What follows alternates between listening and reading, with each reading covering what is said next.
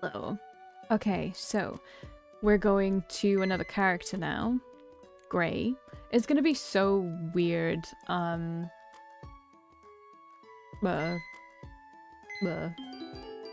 it's gonna be so weird going to another character. When the last game was so crazy in a different, or the last route was so crazy in a different, everything was so different about it that it's gonna be weird going back to like normal, like no magic, no superheroes, no nothing. It's gonna be crazy. Anyway, we always review them. So the warnings and triggers are gangs, violence towards side characters, stalking, MC lying to Gray. Okay, sexist remarks towards the MC. Okay, maledom. Maledom? What is that? Maledom. Okay, it is. I don't want to do this. I don't want to do this one.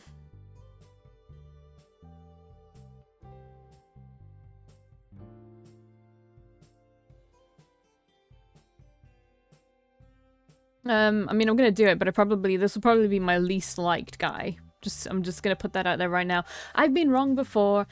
You know, I thought I wasn't gonna like James. I'm pretty sure he had like the same thing going on here. But yeah, it's not for me. So dominant always, submissive never, rough just slightly.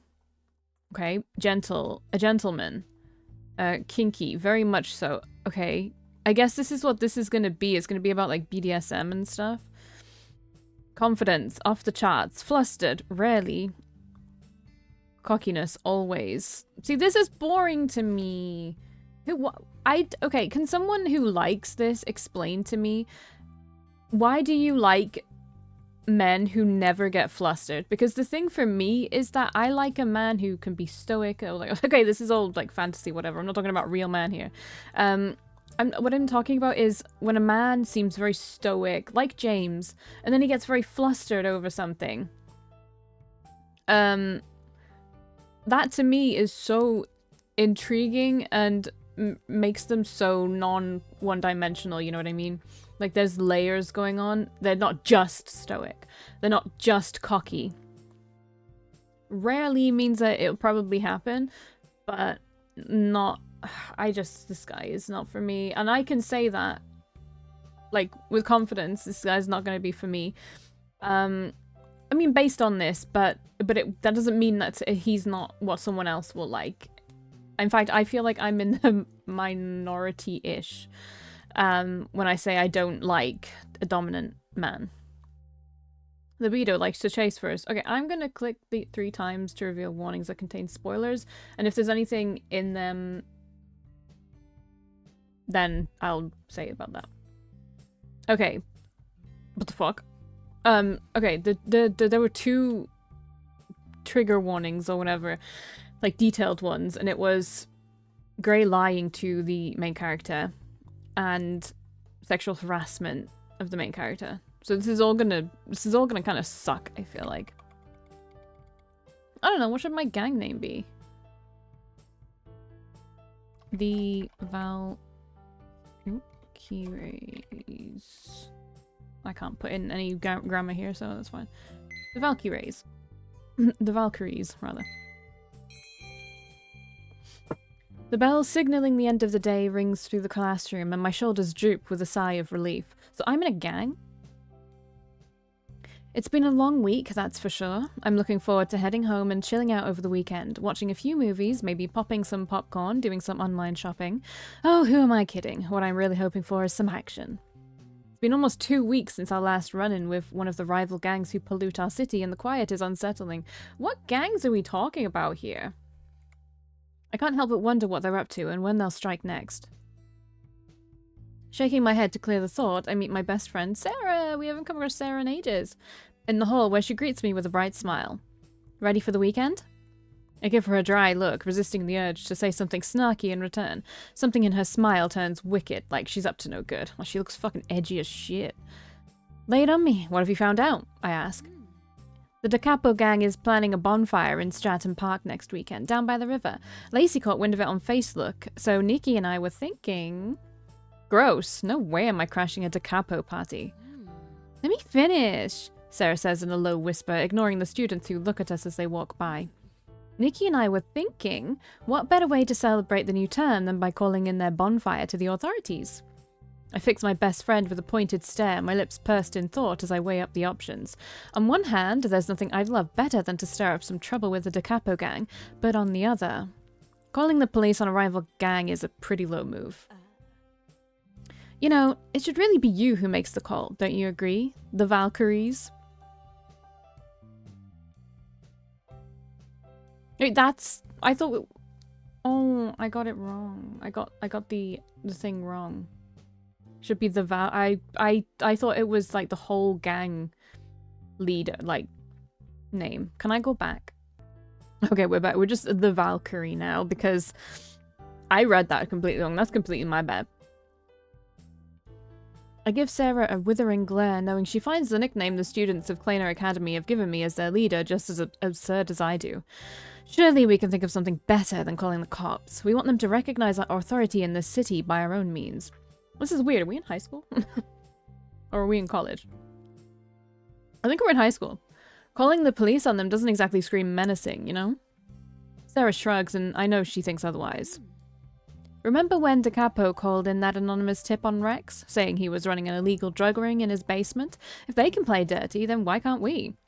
I snort at the memory. Rex was the previous leader of the academy before me, and the police had torn his house apart on that particular occasion, only to come up empty. With a sigh, I have to admit that she has a point.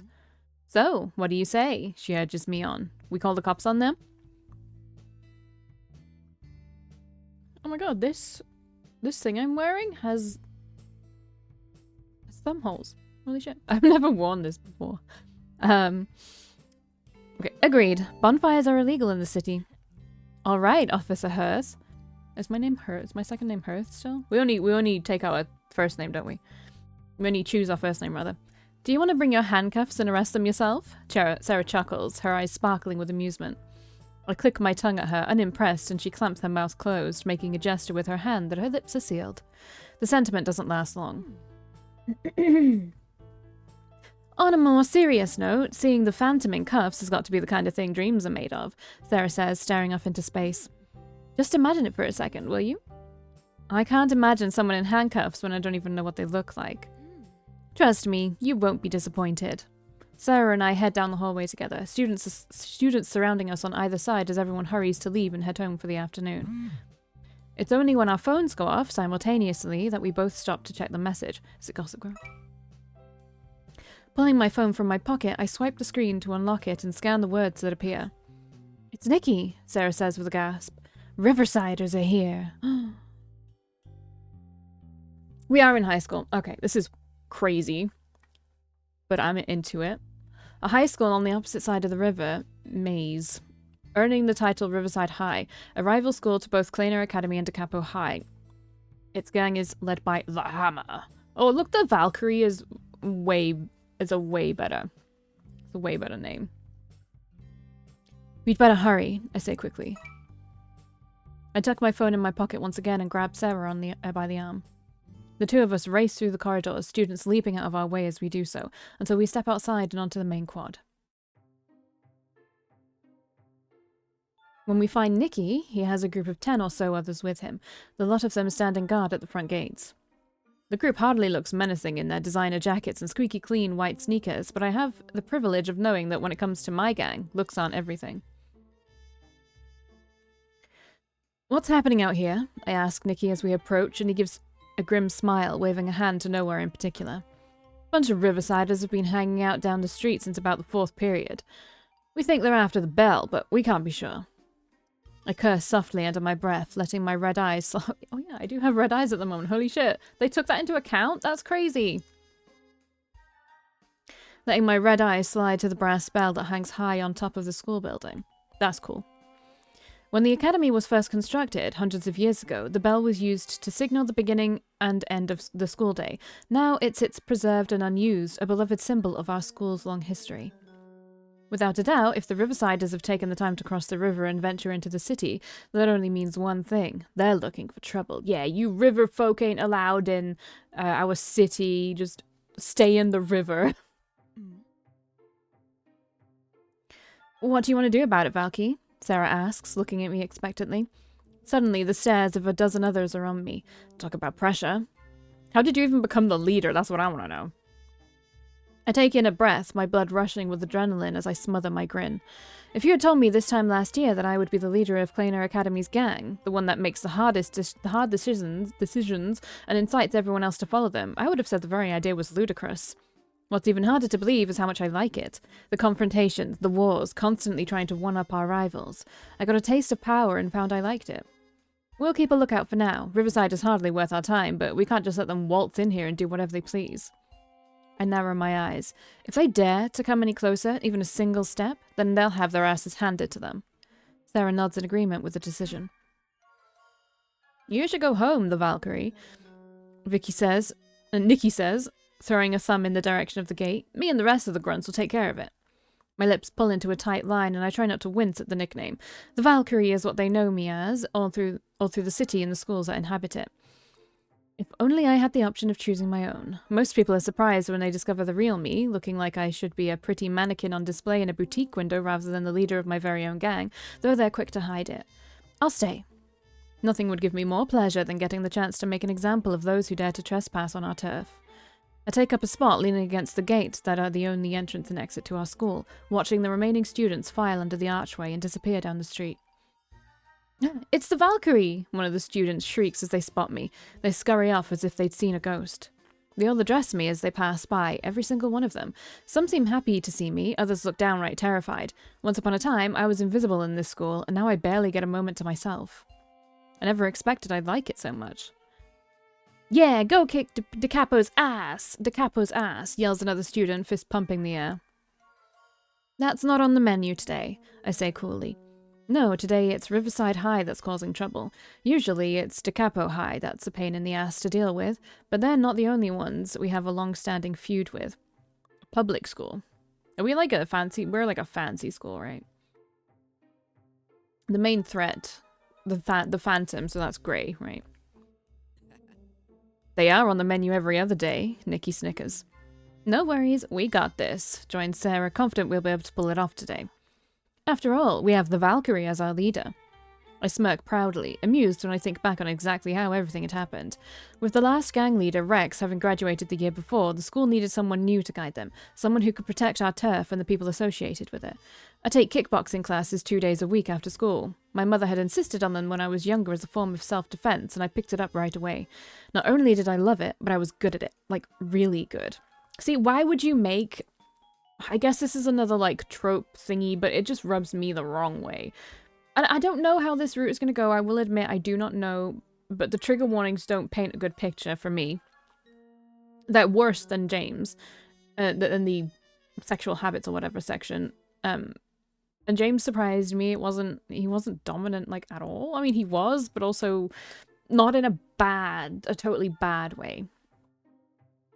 And that's because you have the passion and innocent choices, and the passionate to me is the more dominant options, and the innocent are the more submissive options. That's how I view those choices, and I think they're just named something different, even though they mean the same thing. So to me, having a badass main character who can fight and all that, and then pitting her against someone who's like a male dom, and then expecting them to get together. So unless she can be on his level, to me, it feels like you're taking a badass person and then, like, making her submissive, which, like, rubs me the wrong way personally. That's not for me. I think it sends a very weird message. Not only did I love it, but I was good at it, like really good. So once the rumors began to float around about my skills, the school soon had their new leader, and I had about half a ton of responsibility added to my shoulders. I was hesitant at first, I wasn't sure I could pull it off, but I soon discovered that not only could I stand my ground as the head of our gang, but I'd managed to build up a reputation nasty enough to keep our rivals on their toes. There they are, Nicky says as he leans against the gate next to me. He points out a group of both guys and girls hanging out further down the street, smoking and jeering in our direction as they inch closer. The big one on the front is Ivan Novak, leader of the Riversiders gang. They call him the Hammer. I wonder why, I mumble to myself sarcastically, my gaze travelling over the pair of arms as big as tree trunks. Oh my god, it's James. You know, if you want to head over and end this right now, I've got you back. I give Nicky a smile, and I'm sure he can already see that I'm raring to go. Pushing myself off the gate with a smirk, I motion for the group to form around me. I start laying down the plan and how we're going to have the Riversiders running back to their part of the city with their tails between their legs. Alright, let's do this, I say confidently.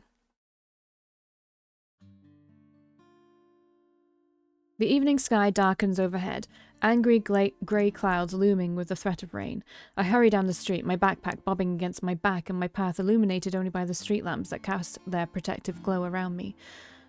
I'd spent too long going at it with the Riversiders, acquiring an assortment of cuts and bruises before we chased them off for good.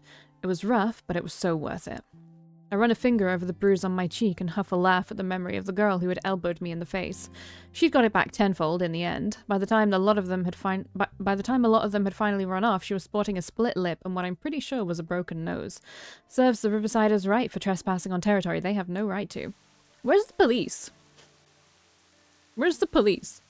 Like, am I crazy? A light rain starts to fall and I curse under my breath, coming back to reality and picking up the pace. I know the route home well. It's only 10 more minutes to walk if I'm quick about it. However, at this rate, I'm likely to get drenched before I get there anyway. How's your parents gonna, like... How does your parents deal with you coming home with unexplained bruises all the time? Or do they know you're a gang leader and they're cool with it? Like a high school gang leader. So crazy. I really love don't get me wrong, I really actually love the premise, but I have so many questions. It only takes a few more paces before I stop abruptly, a series of voices catching my ear. No, not just voices. Shouts. Dread slithers down my spine as the sound of footsteps grows louder. I look around, but I've got nowhere to hide. And it's too late. Someone comes skidding around the corner. I yelp in surprise and jump out of the way, avoiding a near collision between us. My hand flies to my chest to steady my beating heart. That was close. Are you okay? I ask. Oh, it's grey. It sucks, because he's actually, like, good looking here. But then he's gonna, like, bleach his hair and it looks kind of weird. And do his hair differently, I think, which looks bad. This looks good. This looks good. The boy who had almost knocked me over bends with his hands on his knees, breathing hard while watching me curiously. What were you just standing around here for? He demands to know. Excuse me? I say incredulously. You were the one that ran into me. I look him up and down as he straightens, towering over me with an air about him that's nothing short of arrogant. Don't you know it's dangerous to loiter around corners? He says with a condescending grin. Someone could get seriously hurt, he finishes. I assume he knows who we are. We just don't. For some reason, we don't know what the Phantom looks like. Even though Sarah seems to know. Or maybe she doesn't and she was just saying, hey, it'll be a surprise for all of us when he gets taken in by the police. I'm so confused. I cross my arms over my chest, huffing. You seem to be perfectly intact, I feel the need to point out. Is that so? Do you want to check me, just to be sure? He tilts his head to the side with a suggestive smile. It's not often that I'm at a loss for words, but I'm still so surprised that all I can do is dumbly stare at the boy in front of me. Until the shouts come again, closer this time. Both our heads twist towards the source of the noise. Shit, I'd love to hang around to chat, but I'm a bit tied up, if you see what I mean. The boy says quickly, looking up and down the street as if deciding which direction to go. I poke my head around the corner to get a better look at what he's running from, discovering the cause of all the mayhem. Riversiders. I thought I was done with them for today. If they catch me out here on my own, I'm done for. The boy in front of me seems to be on just as uneasy terms with them as I am, so without a second thought, I make the decision to help him. You don't even know who he is. Why would you help him? Come with me. I guess, like, the enemy of my enemy is my friend? I don't know. What's the saying? The enemy of my enemy is my friend. Yeah, that's right. Grabbing his hand, I pull him after me and we bolt in the opposite direction and away from danger. Water splashes around my ankles, soaking my shoes as my feet pound the pavement, certain of their destination. It doesn't take long until we're skidding to a stop in front of a playground with a darkened alley off to one side, breathing hard. I reach for the gate, the cold metal biting my fingers. I'm not all that surprised to find it locked. I reach back and hastily pull a bobby pin from my hair, letting the white strands that were pulled back on one side fall free. Oh my god, it has her hairstyle as well. Her hair color. What are you... Dropping to my knees, I stick the end of the pin in the keyhole, turning it a few times, left to right, up and down, before the lock opens with a click. How did you... Practice, is all I say as I silence him with my fingers around his wrist, pulling him along with me and meeting little resistance as he follows. Quick, get inside. All right, I'm impressed is all. I'm still breathless when I pull him in behind me, closing the gate as quietly as I can and wincing at the sound of metal screaming as I set it back in place. With a heavy exhale of breath, I lean back against the brick wall, eyes closed, while a mix of rainwater and sweat runs down my face. It takes a moment to remember that I'm not alone. No, I have this strange boy nearly pressed up against me. There's very little space to move down this alley, and I'm all too aware of the heat of his body. I'm all too aware of the heat his body is radiating so close to mine. Now that there's less than 10 inches between us, I have a clear view of his flushed face. It seems he may have escaped trouble. You were in a fight, I state. It isn't a question, and he knows it. With the raise of one dark eyebrow, he answers, not by choice. The smug grin that curls his lips tells me everything I need to know. He's no stranger to a fist fight, and I'd hazard a guess that he's even good at it when not outnumbered. Looks like you've been in a bit of a scrap yourself, he indicates with his head to the bruise quickly developing on my cheek. Does it hurt? The tone of his voice is almost genuine. Our eyes meet, and something in me wants to tell him everything that happened. The chattering of my teeth stops me, and I quickly look away. The alley is sheltered from the rain, though I still hear the drops echoing on the canopy above us, and thanks to my wet clothes, a chill has started to set in. Here, take this. He speaks suddenly, shrugging off his jacket and holding it in front of me. It looks a lot less drenched than I am. I don't want... Oh, just take it, will you? I don't want to be the cause of you catching a death. I say nothing as I take his jacket, shrugging off my backpack to pull it over my arms and zip up the front before returning my bag once more. It's a few sizes too big for me, but it's warm and it smells good. I stop shivering almost immediately. It suits you, he says, and I have to resist the urge to smile at him, even though I am grateful for the gesture. I let out an unimpressed breath instead, until the storm of thunderous footsteps catches both of our attention. Pressing myself back into the wall, I find I'm barely breathing as a group of 5 or 6 people run past the alley, totally unaware of our presence. There's fewer of them than there was outside the academy earlier, but that doesn't make them any less of a threat. It's only when the shouts and footsteps disappear in the distance that I realize the breath I've been holding. I try not to look at the boy across from me, though I feel his eyes on me all too well. It's probably best that we wait a few more minutes before leaving to make sure the coast is actually clear. 2 against 6 are not the kind of odds I'd like to take. Why did you help me? The boy's voice interrupts my thoughts. I snap my eyes up to him. He's watching me still, an odd expression twisting his features. I shrug nonchalantly. Riverside High are brutes. I'd never do anything to help them. You must go to Tailor Academy. You've got high society written all over you, he observes. I narrow my eyes, glaring at him. You're from DeCapo High, then? Anyone who's on the run from Riversiders, and I don't personally recognize them, they must go to DeCapo High, our biggest rivals. The best there is, he smiles proudly. Says you, I argue. DeCapo High seems to attract a lot of trash. His expression falters, suddenly looking wounded. There are 3 schools in our city of Tailor. 3 schools that are constantly at odds with each other, trying to simultaneously outdo and sabotage the others. Riverside High, a rough and shady school on the other side of the river that divides our town.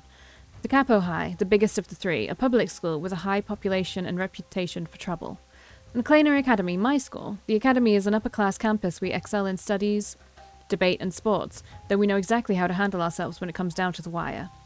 The locations of our schools form a triangle of sorts, and everything in between is hot property. The schools fight over everything. Parks, basketball courts, burger joints, anywhere we can stake a claim and mark as our own. And this boy in front of me, we're technically rivals. Students from other schools don't exactly mingle with each other. Hey now, there's no need to be so hurtful. We may be in different schools, but that doesn't mean we have to resort to being rude to each other. I suppose he's right. He hasn't done anything to me for me to be so on guard around him. He gave me his jacket as well, as a sign of good faith. You're right, I begrudgingly admit. He straightens his back with a smile, then he's still for a moment, as though silently weighing something in his mind. The name's Gray Johnson. You might have heard of me. My blood runs cold. His name echoes in my mind. Gray Jansen. That's the name of the leader of the DeCapo High gang. And here I am, helping him get away from a bunch of Riversiders and accepting his jacket. I just colluded with our biggest enemy. Suddenly, I feel sick to my stomach. I push the gate aside, stumbling onto the street with Gray right behind me. Is everything okay? He asks, slightly confused at my reaction. I'm fine. I have to go. Now that I've left the shelter of the alley, the rain trickles over me once again. I shiver when it runs under the collar of the jacket and down my spine. Is my name that scary? I promise, anything you may have heard about me are all just ludicrous fairy tales. He starts to explain himself. Uh-huh, I say dismissively, looking around the place to get away from him. There's no way those are just fairy tales. Once I heard that he infiltrated the Riverside's cafeteria and slipped laxatives into Monday's meatloaf. Okay, this is high school. This is high school. I heard that the reason the old factory had burned down across town was because him and his gang had nuked it. There are other stories too, darker ones. Ones that make me wonder if that bright-eyed boy behind me is even capable of such things. I'm sure he's heard stories about me too, or the Valkyrie, more likely. Thankfully, he doesn't seem to recognize me. Will you at least tell me your name? There's no way I can let him know who I am. We are each other's biggest enemies. A cruel thought runs through my mind. I could finish what the Riverside has started and take him down. Right here, right now. What do you mean take him down? Are you going to kill him? The gang would certainly be ecstatic with that outcome, but with my limbs currently frozen to the bone, I'd be surprised if I could land a half-decent punch. The fight from earlier today also took a lot of energy out of me. So I stay silent. Never mind then. I'm sure I can find it in the online yearbook Kleiner Academy posts on their website, he says with a wicked grin, and my heart stutters in my chest nervously. It's a useful tool, good for figuring out who I'm up against. I click my tongue at him, trying to downplay the fact that I really, really don't want him to find out my name. Good luck with that, I say dismissively, turning to leave. Gray's footsteps splash in the puddles behind me, and my teeth grit together hard. I can't be seen with him, of all people. If any of the gang members saw me right now, I'd never live it down. Riverside High is a pain in the ass, but because they're across the river, they don't pose much of a threat. DeCapo High has always been our biggest threat due to being closer to us. Just last month, they stole our school's coat of arms from above the entrance to the main hall, and when we finally found it, it was half buried in the river, covered in mud and all kinds of icky things. What are you doing in this part of town anyway? I suddenly ask him. This is our turf, after all. He shouldn't even be anywhere near here, especially all on his own as the leader of DeCapo High. If anyone from the academy sees you... You've seen me, and so far, I'm still alive. He cuts me off. I stop abruptly, spinning on my heel to face him. Digging in my pocket, I pull out my phone, holding it up in front of me in what I hope is a menacing fashion. One text from me and that all changes. He huffs a laugh, as though amused by my sudden hostility. Who are you going to call? Your personal shopper? I swipe the screen to unlock it and scroll through my recent contacts, my finger hovering above Nikki's name. I'm just about to hit the button to dial him when the phone is suddenly, and rather rudely, snatched from my hands. Oh, who's Nikki? Is that your boyfriend?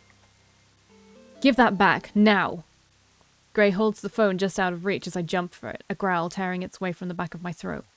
Sure, I'll give it back. Right after I put in my I kick him in the shin. I have no patience for games. Ouch, he yelps, allowing me to retrieve my phone without any hassle. All right, you win, my bad. Gray holds his hands up in defeat, taking a step back and eyeing me warily. It takes only a second more before that easy grin slides back onto his face. When can I see you again? With a last huff of air, I roll my eyes, ignoring his low, throaty chuckle. There's no denying that he's attractive, but that means absolutely nothing to me. How about never? I reply. I ignore his question, blinking through the rain as I turn and make my way home once again.